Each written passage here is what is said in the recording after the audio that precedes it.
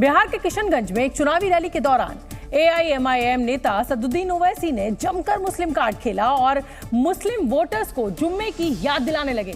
किशनगंज समेत बिहार में सीमांचल की 5 लोकसभा सीटों पर शुक्रवार को मतदान होना है।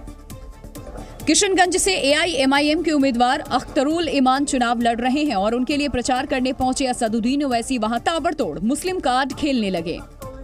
26 तारीख को आपको एक तारीख बनाना है और 26 तारीख को जुमे का दिन है, मुबारक दिन है। जुमे के दिन शैतान की कामयाबी नहीं होगी, ना शैतानी ताकतों की कामयाबी होगी इंशाअल्लाह ताला। किसकी कामयाबी होगी? आपकी कामयाबी होगी इंशाअल्लाह ताला। तो जुमे की नमाज से पहले भी जाइए, जुमे की नमाज के बाद भी जाकर वोट डालिए, मगर आपको अपने पूरे वोट का इस्तेमाल करना है। ओवैसी का ध्रुवीकरण यही नहीं थमा, उन्होंने प्रधानमंत्री नरेंद्र मोदी के बयानों का हवाला देते हुए उनको मुस्लिम विरोधी तक बता डाला। नरेंद्र मोदी गारंटी की बात करते हैं, मोदी की एक ही गारंटी है कि मैं मुसलमानों से नफरत करूंगा। ओवैसी के तीखे बोल यही नहीं रुके, उन्होंने अरब देशों के साथ प्रधानमंत्री नरेंद्र मोदी की दोस्ती पर तल्ख टिप्पणी की। नरेंद्र मोदी की अगर मोहब्बत है तो दुबई के MBS से है और सऊदी अरब के MBZ से है। रैली में असदुद्दीन ओवैसी ने मुसलमानों को घुसपैठिया बताने वाले बयान के बहाने प्रधानमंत्री मोदी पर हमला बोला। साथ ही कुछ दिन पहले राजस्थान में दिए गए प्रधानमंत्री के उस बयान का भी जिक्र किया जिसमें प्रधानमंत्री नरेंद्र मोदी ने मुस्लिम समुदाय पर ज्यादा बच्चे पैदा करने का आरोप लगाया था। उस बयान के जवाब में असदुद्दीन ओवैसी ने प्रधानमंत्री मोदी और गृह मंत्री अमित शाह पर निजी हमला बोलते हुए उनके परिवार पर भी निशाना साधा। हालांकि ओवैसी के इस बयान का जवाब हैदराबाद से बीजेपी की उम्मीदवार माधवी लता ने दे दिया। नरेंद्र मोदी को मिलाकर 6 भाई हैं, अमित शाह की 6 बहनें हैं, तो बताओ कौन बच्चे पैदा कर रहा है? नहीं, सिर्फ मुसलमान बच्चे पैदा कर रहे। हुकूमत के आदाद शुमार ये बता रहे हैं कि हमारी मुस्लिम खवातीन कम बच्चे पैदा कर रही हैं अभी, जिसको अंग्रेजी में कहते हैं फर्टिलिटी रेट गिरा है। ये लोग बाहर से रोहिंग्या जैसे लोगों को उठा के लेके आते हैं, पाकिस्तान से लोगों को उठा के लेके आते हैं, अफगानिस्तान से लोगों को उठा के लेके आते हैं और इनसे कई नंबर ऑफ बच्चों को पैदा करवा देते हैं ये लोग। रैली के मंच से उतरने के बाद मीडिया से बातचीत में भी असदुद्दीन ओवैसी ने प्रधानमंत्री पर निशाना साधा। उन्होंने पूछा कि क्या नरेंद्र मोदी देश के मुसलमानों के भी प्रधानमंत्री नहीं हैं? ऐसे में देश की जनता के बीच धर्म के आधार पर नफरत फैलाना ठीक नहीं। ओवैसी ने यह भी कहा कि कल को अगर कहीं दंगे हो गए तो इसकी जिम्मेदारी प्रधानमंत्री की होगी।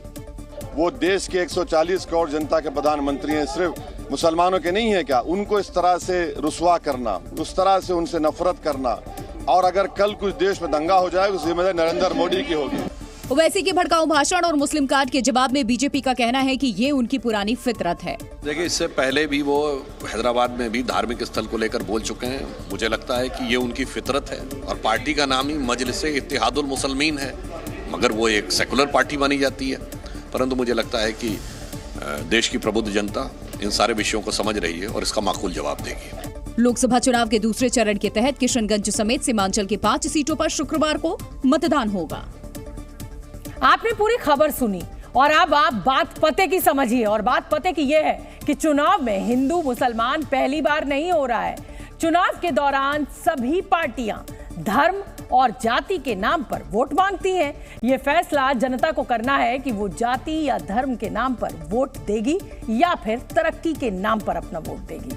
चलिए अगली खबर का रुख करते हैं। जिस वक्त असदुद्दीन ओवैसी बिहार में बीजेपी और नरेंद्र मोदी पर वार कर रहे थे, उस समय हैदराबाद में बीजेपी उम्मीदवार माधवी लता उनके खिलाफ पूरे जोर शोर से ताल ठोक रही थी।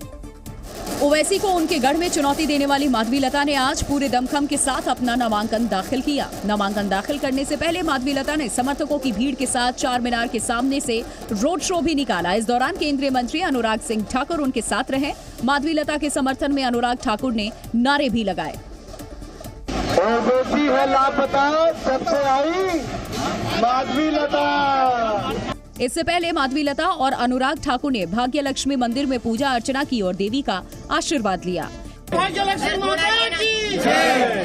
इस दौरान माधवी लता ने ओवैसी भाइयों पर मुसलमानों को बरगलाने और उनके मन में विष घोलने का आरोप लगाया। असदुद्दीन अकबरुद्दीन जैसे लोगों को तो मुंह बंद करवा देना चाहिए, क्योंकि इन्हीं के वजह से कितने भी हम योजना लेके आए वो आम जनता के अंदर विष डाल रहे हैं, बंदा विष घोट रहा है।